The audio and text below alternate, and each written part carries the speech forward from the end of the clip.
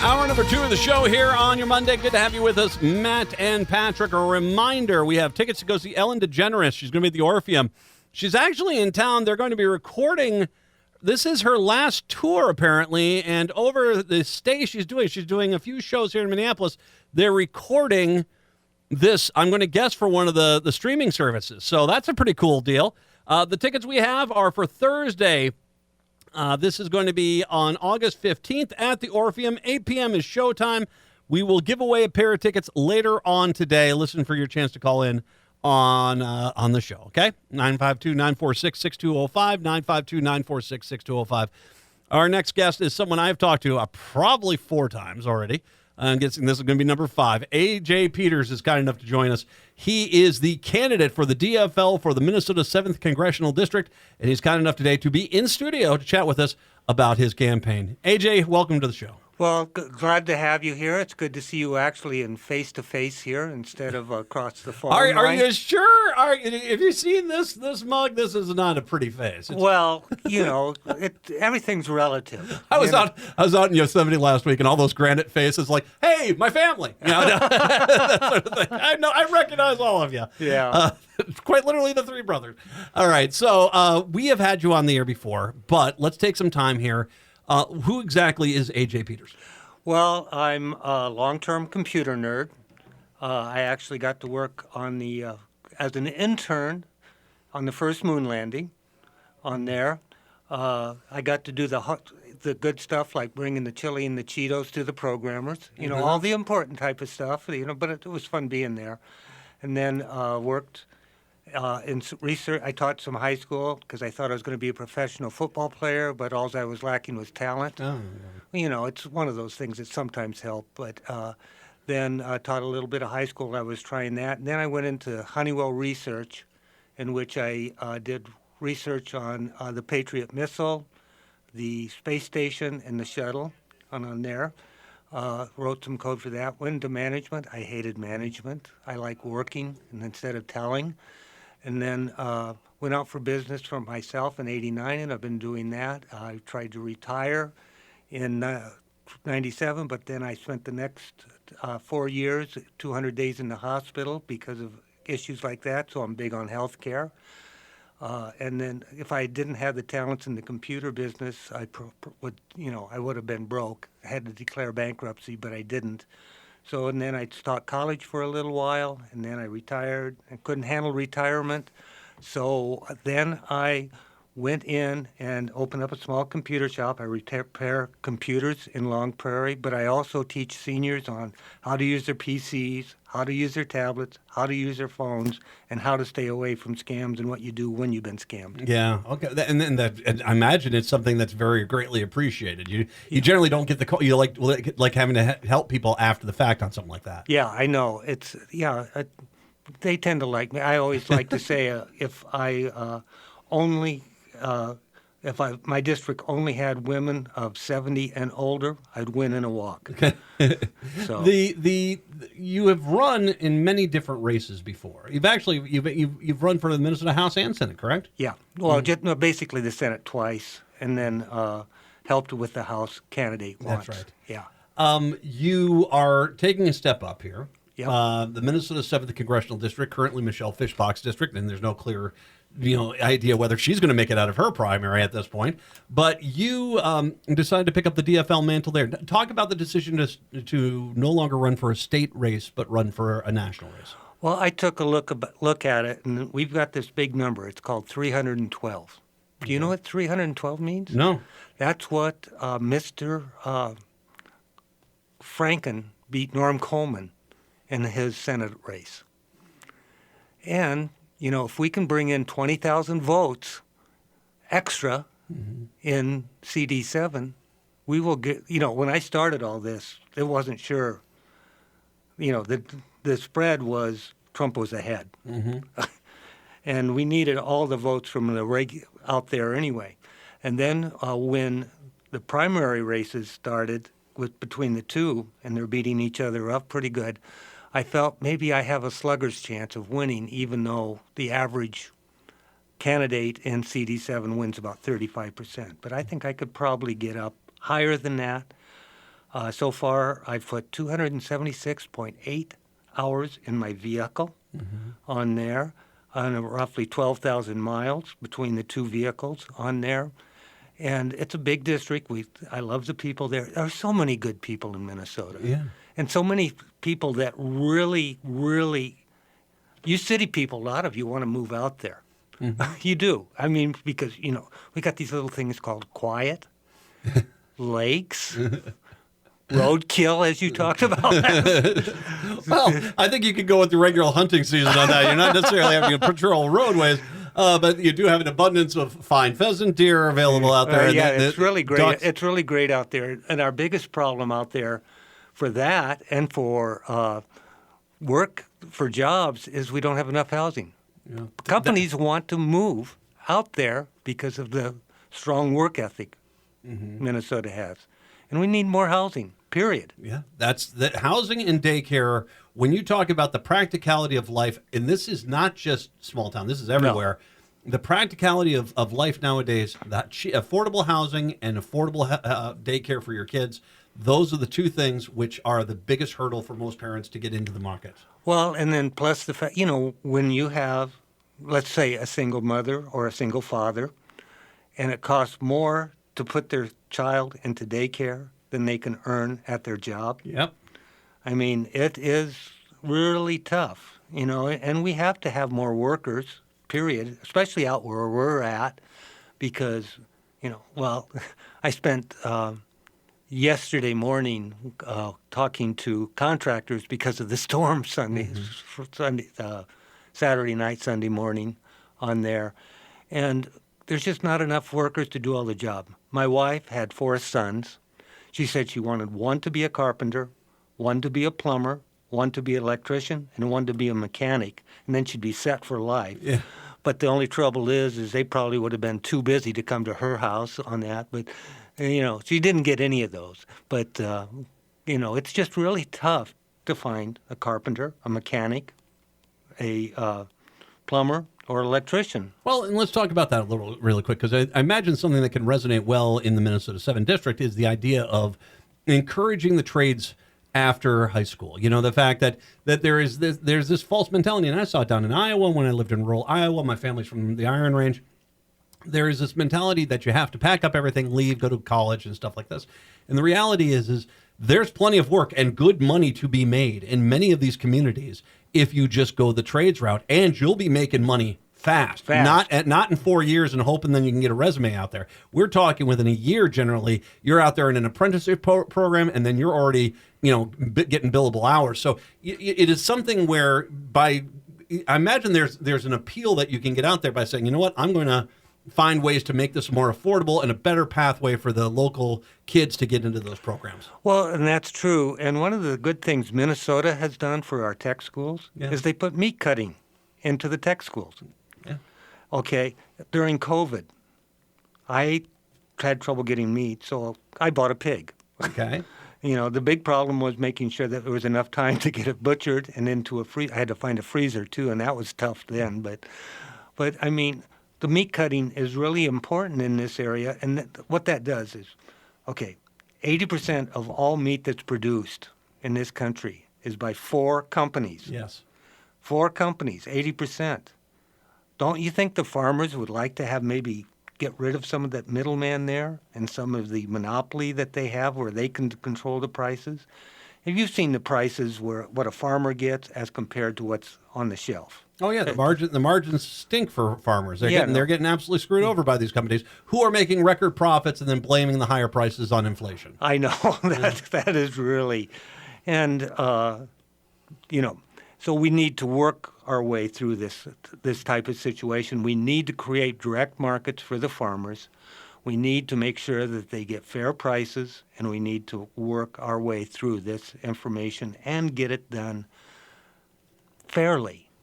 And we need to also get our imports out there in a balanced, fair trade way. Well, don't elect Donald Trump. That's a quick way of doing that.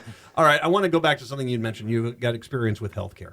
I have been, not in your district, but I have been in rural districts in rural parts of this state, and I have seen a trend which is terrifying. And I started noticing this about 2022, saw it 2023, saw it 2024 already. I've been out into rural areas. You'll go down a road and you'll see for sale, for sale, for sale, for sale. And I'll talk to one of the locals and I'll say, "What? I'm noticing all these farms for sale." I said, "Oh, those are all COVID." Basically, people were told, don't go to COVID, don't get vaccinated, don't get help. They end up getting massive amounts of medical debt. They can't afford any of it. They didn't have health insurance because they already turned away from the Affordable Care Act because that was liberal agenda. And so here they are all of a sudden saddled with $200,000, $300,000, $400,000 of the medical debt. And this distrust of medicine and the Affordable Care Act is ending costing us farmers across the board, along with those margins we talked about. It is creating a massive vacuum out in these rural communities, and your district is got to be the epicenter for this. Well, it is. I've talked to a few clinic and hospital administrators, and they said if it wasn't for the Affordable Care Act, we'd have to close. Mm-hmm. I've also talked to some people that says, I hate Obamacare, but I love the Affordable Care Act. Yes. I know that's one of the silliest things that I've ever heard. But here's one more thing you talk about. We've had like 10 birthing centers closed in northern Minnesota. Yeah. So that means if you have to have a baby and you have to get the checkups, you're driving 50 to 100 miles to get the checkups. And then if you do like my kids were, my wife went into labor at 2 o'clock in the morning and the baby was born at 7. Mm-hmm. I wouldn't have made it there. Mm. I would not have made it there. And I cannot see me delivering a baby. Well, but this is a problem. And I think one of the things which we have to come to grips with is, and this is, I think we're starting to make this turn, is that people in rural parts of this country, and many parts of the 7, have been voting for Republicans for 50 years because the Republicans have said, we're going to make your lives better. And even when they've had complete control of the state government, even when they've had complete control of the federal government, they have not. They have not done that. They have not gone out there and made anyone's life better. As a matter of fact, in the 50 years that Republicans have controlled rural America, life in rural America has gotten progressively worse.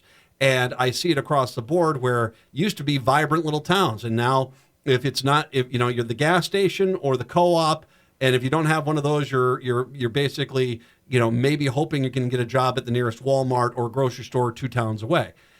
Let's talk about fighting, this idea that somehow the Republicans, after 50 years of not delivering, are somehow still going to deliver for these people. Okay, well, first of all, we kind of have to admit that when we went into some of our trade deals, we didn't help the rural people.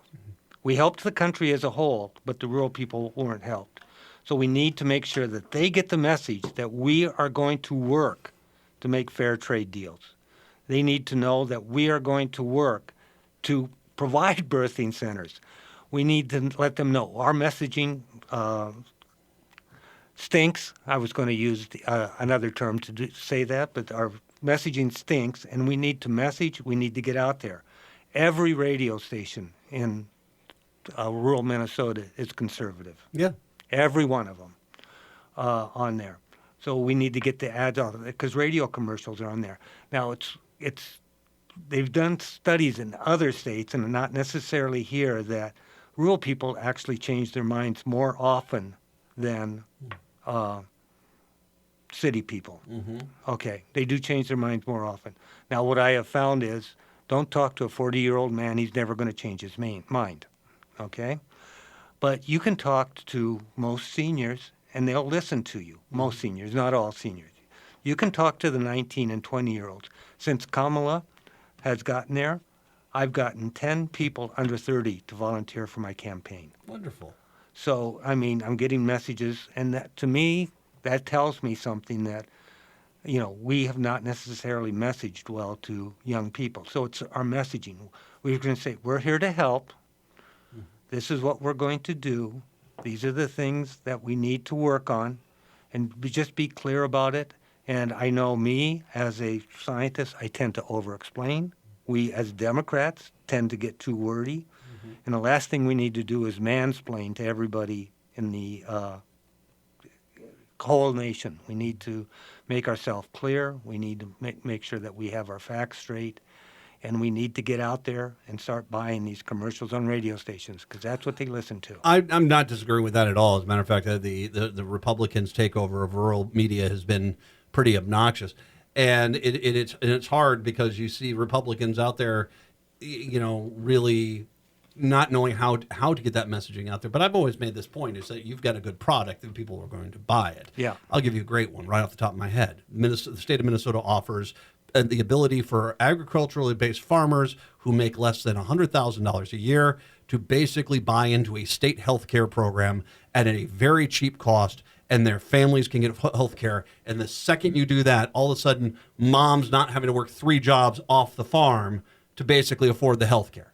And if you do something of that nature and you get the the Democrats over in St. Paul to say, yep, this is what we're going to champion this year, you put that out there, people will buy that. Okay. Because that's a real low-hanging fruit there. Well, what I'll do is I'll just come and videotape you saying exactly that and get it out there and put that message out there. We are on StreamYard. We are on StreamYard. You can get it there. Yeah. So no, that's a very good message. It's all of these type of things. Feeding the kids in school. Mm-hmm. People like that. People really like that. We have to let them know that the Democrats did that. Yes, because every Republican will take credit for every bill that they voted against. How many times has Michelle Fischbach or Pete Stauber come back here and say, see all these jobs I brought to Minnesota by voting no against the infrastructure? Voted against it, yep. I mean, they just keep coming out and doing that and then saying that, yes, I did it. So another one for you. Metro Mobility here in town gets great service, gets people around, elderly people, people with disabilities, expanded statewide. And that all of a sudden you can have people move out there and get into their traditional farm, which might be 2 miles from town, and still get to go to church, get to go get groceries, still get to do these things. I think that's an easy layup too. I mean, it's like the fact we're going to have a service that's going to get you to where you want to go. Yeah, I think that would be a good type of thing. No, we do have a problem in rural areas. At one time, we had 5 drivers that would be taking people to their kidney dialysis. Yeah. That, taking them down to Rochester and all that. We're down to 2 right now for Todd County. Mm-hmm. And they're just because we're not getting the volunteers. And it's one of the things that I probably need to, when I'm on the radio or doing commercials, and say, we need to do that. Okay, that's a great idea. Metro Mobility. What else have we done? We've given people money. Well, haven't given them money. We let them earn the money for agricultural fertilizer, clean fertilizer, so we don't have the nitrates in the farm water on there. In Iowa, you said you were down in Iowa. I grew up in there.